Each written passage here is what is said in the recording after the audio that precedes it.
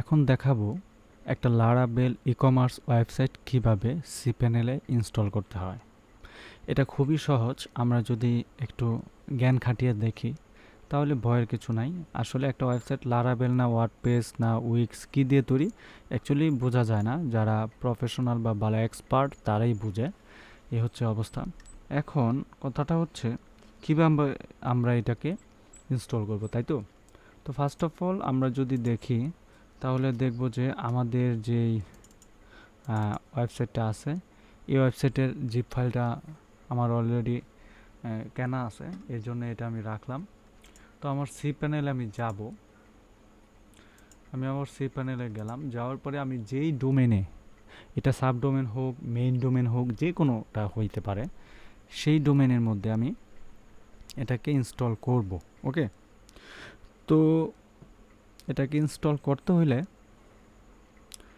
Actually কীভাবে করতে হবে সেটা দেখাবো, বাট এর আগে একটা সাবডোমেন আমরা তৈরি করে নিই। ওকে, একটা সাবডোমেন তৈরি করা উচিত, আদারওয়াইজ এটা কেমন দেখায়। ই কমার্স লারাবেল শপিং শপ 1 শপ 2 এ হচ্ছে অবস্থা। আমরা একটা সাবডোমেন তৈরি করি সাইটটাতে। সাবডোমেনে গেলাম, যাওয়ার পরে এখানে লিখব শপ 1 লারাবেল শপ। এটাকে যদি দেই ডেমো শপ 1 ডেমো শপ 1, দেন ক্রিয়েট দিলাম। আমার একটা হয়ে গেল সাবডোমেন। এটা দেখি রানিং হয়ে গেছে কিনা। এখনও রানিং হয় নাই, এটা একটু রানিং হইতে সময় লাগবে। এই যে এখানে দেখাচ্ছে একটু সময় লাগবে, আধা ঘন্টা বা 20 মিনিট। এই হচ্ছে একটা ক্রাইটেরিয়া। তো যাই হোক, আমি আমার পজের ভিতরে এটাকে করব।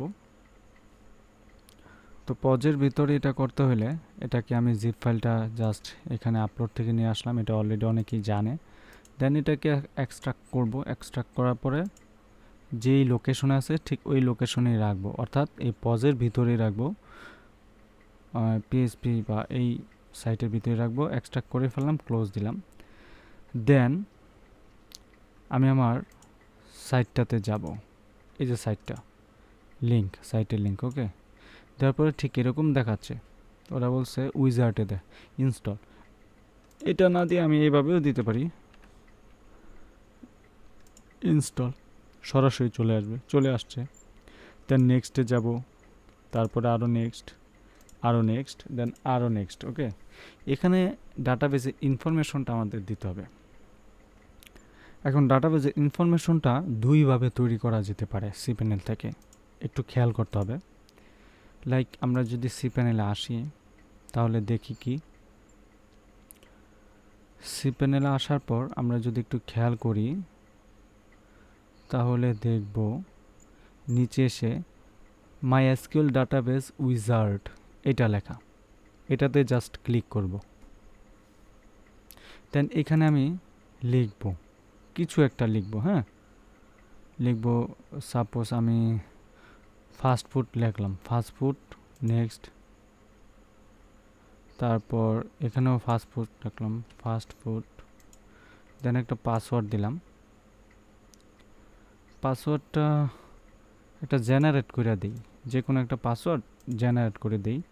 এই পাসওয়ার্ডটাই আমি দিলাম, কপি করলাম, হ্যাভ ইউজ।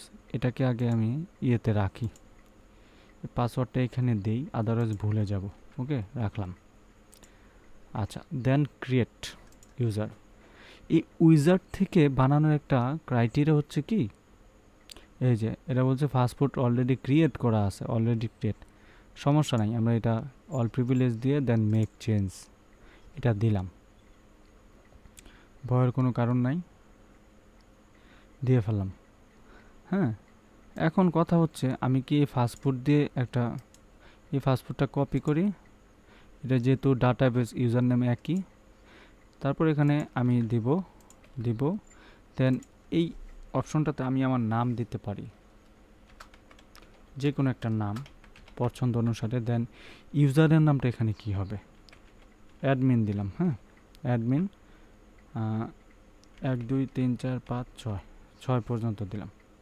দেন যে কোনো একটা ইমেল দিলাম, দেওয়ার পরে ক্রিয়েট ডাটা কানেকশন, ডাটা তার সাথে কানেক্ট করবে। দেন ওয়েবসাইটটা এখানে রিলোড হয়ে সামনের দিকে চলে আসবে।